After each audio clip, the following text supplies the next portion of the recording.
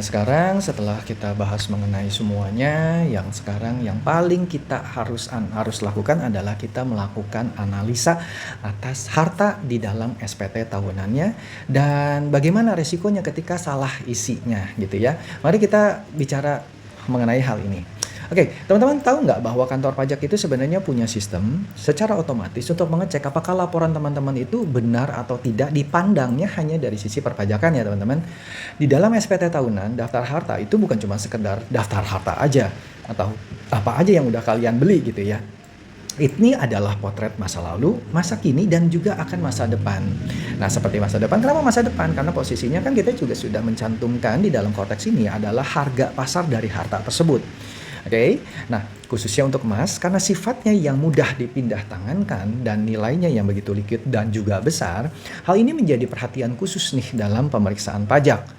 Ya, aku sering melihat nih banyak wajib pajak yang panik saat ditanya asal-usul emasnya dari mana. Padahal mereka sebenarnya membeli dengan uang yang baik gitu ya, dengan uang yang halal dan semuanya sudah dikenakan pajak. Lalu masalah utamanya di mana? Sebenarnya biasanya adalah ketidaksinkronan data. Misalnya teman punya laporan emas nih, laporan misalnya contoh deh teman ngelaporin emas sebesar 500 gram di SPT tahunan 2025. Di dalam sistem Cortex, teman itu harus mengisi harga perolehannya. Contohnya deh, teman-teman beli misalnya harganya 500 juta gitu ya. Nah, tapi di tahun yang sama penghasilan neto yang teman-teman laporkan itu cuma 100 juta rupiah. Dan teman tidak punya utang baru. Nah, disinilah alarm kantor pajak langsung berbunyi. Bagaimana mungkin seorang dengan penghasilan hanya 100 juta bisa beli emas harga 500 juta rupiah dalam 1 tahun? Nah, inilah salah satu yang namanya analisa kewajaran harta. Berdasarkan Pers 11 PJ 2025, pelaporan rincian harta ini menjadi dasar nih untuk menghitung penambahan kekayaan neto teman-teman. Jika penambahan harta teman-teman jauh melebihi penghasilan yang dilaporkan, maka selisihnya akan dianggap sebagai penghasilan yang belum dilaporkan pajaknya. Simple kan? Nggak dilapor ya sudah, itu dianggap sebagai penghasilan. Kenapa begitu? Karena di dalam KUP-nya definisi penghasilan pun seperti itu gitu ya. Adalah tambahan kemampuan ekonomis gitu. Nah, teman-teman tahu nggak apa artinya itu semua? Artinya teman-teman itu bisa kena dan pasti kena tarif progresif PPh pasal 17 yang pastinya hal ini menjadi tinggi. Belum lagi ditambah sanksi bunga yang berjalan tiap bulannya.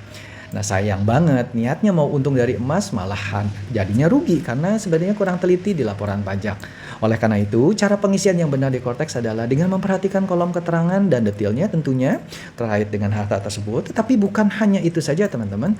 Dan yang lebih penting adalah sumber dana untuk pembelian atas emas itu sendiri. Jika emas tersebut itu dibeli dari hasil pinjaman atau utang, pastikan utang tersebut juga sudah dicatat di bagian daftar hutang. Ya, jangan sampai daftar hartanya naik, utangnya nggak ada. Jadi kalau daftar hartanya naik nih 500, utangnya naik 500, berarti kan klop nol gitu. Sebenarnya teman-teman nggak ada kenaikan di situ. Nah, bagaimana kalau kalian sebenarnya dapat sumber dananya itu dari hibah atau waris? Nah, kalian juga harus menambahkan pendapatan kalian di kolom pendapatan yang bukan objek pajak. Dan kalian harus informasikan hibah dan waris tersebut. Tentunya dengan keterangan-keterangannya dari siapa pemberinya dan seterusnya. Kalian lihat di korteksnya ya. Nah, kemudian dengan begitu, profil keuangan teman-teman akan terlihat seimbang. Pembelian emas yang didukung oleh kenaikan utang atau sisa penghasilan tahun lalu yang sudah dilaporkan adalah cara paling aman sebenarnya untuk menghindari SP2DK. Dan ingat teman-teman, di Cortex itu selalu menggunakan sistem ya ataupun dengan big data. Di mana big data ini contohnya adalah faktur pajak yang dicantumkan oleh perusahaan atau pengusaha emas, maka bisa saja nama kalian itu dicantumkan. Nah, jangan sampai kalian itu ketika beli emas ternyata ada faktur pajak yang mereka laporkan, akhirnya kalian tidak catat di dalam SPT kalian dan itu dijamin kalian pasti akan kena SP2DK. Oke, teman-teman. Kita berikutnya adalah akan masuk ke video terkait dengan kesimpulan. Oke, see you, bye-bye.